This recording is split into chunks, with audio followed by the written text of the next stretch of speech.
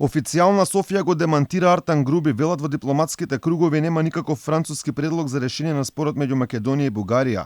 Од Министерството за надворешни работи кај источниот сосед официјално соопштуваат дека немаат информации за било каков предлог од официјален Париз. Од бугарскиот премиер пак добивме порака дека тие не отстапуваат од своите барања и дека тие се услов за Македонија да добие датум за старт на преговори со Европската унија.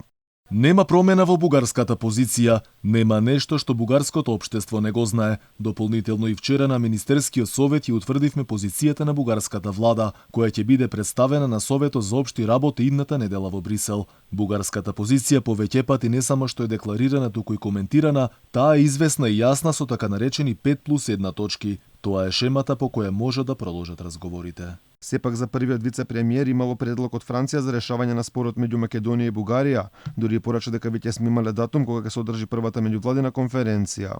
Има вистина дека има француска иницијатива за решавање на спорот меѓу Македонија и Бугарија, за да седнат на маса за да се надмина сите разлики на начин што наредните месеци на 2022 година напролет да се одржи првата меѓувладина конференција.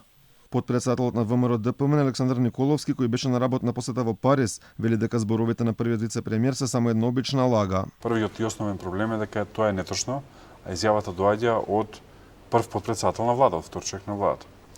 Второ, да претпоставиме дека е точно, прашањето е дали тоа ќе се случи утре или понеделник, затоа што до вторник има 2 работни дена.